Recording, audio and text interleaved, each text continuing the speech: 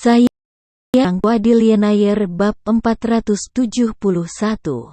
Naga 7 bertekad untuk mati kali ini, jadi dia terpaksa membuat musuhnya juga kehilangan sesuatu dalam proses itu. Terdapat 3 dragon, ranker super puncak di pihak musuh, jadi dia hanya boleh memfokuskan menyerang pada satu orang ketika mereka tidak berjaga-jaga. Dia hanya mempunyai satu peluang untuk menyerang, dan apabila dia menyerang, dia tidak lagi memiliki kemampuan untuk bertarung terlepas dari apakah serangan itu mendarat atau tidak. Setelah itu, dia hanya akan mampu menyerap serangan musuh. Pada saat itu, dia pasti akan mati karena dia sudah terluka parah. Naga 7 mengerahkan kekuatan penuhnya terlepas dari kemungkinan cedera. Dengan kecepatan kilat, dia mendekati 3 tahap naga teratas dalam sekejap mata. Dia menggunakan seluruh kekuatannya untuk meluncurkan pukulan terakhir yang pernah dia berikan dalam hidup ini. Dia tidak menyesal menjadi warga negara Summerland. Pukulan menghancurkan. Naga 7 berteriak dalam hatinya dan meninju pria bertopeng yang paling dekat dengannya di dada tempat jantungnya berada. Saat ini, dia benar-benar menggunakan jurus pamungkas yang hebat dari Sape Intention Fist yang terkenal di Summerland, Crushing Punch. Jika tembakan ini mengenai, bahkan jika lawannya adalah dragon ranker tertinggi, dia pasti tidak akan mampu menanggungnya. Bagaimanapun, jantung adalah bagian paling rentan dari tubuh manusia. 3 puncak naga bertopeng, ranker bertopeng tidak menyangka bahwa 7 naga tiba-tiba menyerang mereka. Begitu jantung dikejutkan oleh kekuatan yang kuat. Para korban akan selamat hanya jika mereka beruntung. Jika mereka tidak beruntung, mereka akan mati. Mereka terkejut dengan apa yang dikatakan Naga 7 beberapa saat yang lalu dan mereka berpikir untuk mengirim ulang berita itu sesegera mungkin, jadi mereka lengah. Ketika mereka akhirnya sadar kembali, serangan itu tepat di depan mereka.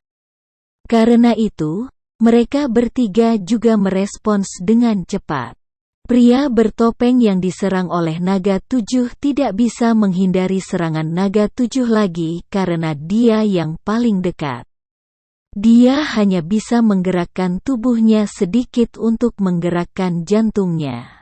Bagian vitalnya, menjauh, dan menggunakan bahunya untuk mencegah serangan Naga 7. Pukul. Dragon Seven meninju pria bertopeng dengan kekuatan penuh dan pria bertopeng itu terlempar ke belakang. Terbang melewati 2 pria bertopeng lainnya dan mendarat di tengah kerumunan di belakang mereka. 20 orang atau lebih di belakang berada dalam kekacauan setelah pria bertopeng itu mendaratkan mereka. "Pak!" Pria bertopeng di belakang berteriak dan segera naik untuk membantunya bangun. "Kamu meminta kematian?" Ketika 2 lainnya melihat pasangan mereka terlempar ke belakang, mereka mulai melancarkan serangan ke 7 naga. Setelah Dragon Seven melepaskan pukulannya, dia tidak punya banyak energi lagi. Karena itu, dia hanya bisa melihat ketika mereka berdua semakin dekat dengannya. Sayang sekali dia tidak mengenai bahagian penting lelaki bertopeng itu dalam pukulan terakhirnya. Kalau tidak, dia setidaknya bisa melukai pria bertopeng itu bahkan jika dia tidak membunuhnya. Saat Naga 7 hendak memejamkan mata menunggu kematiannya, boom! Dia mendengar 2 suara keras.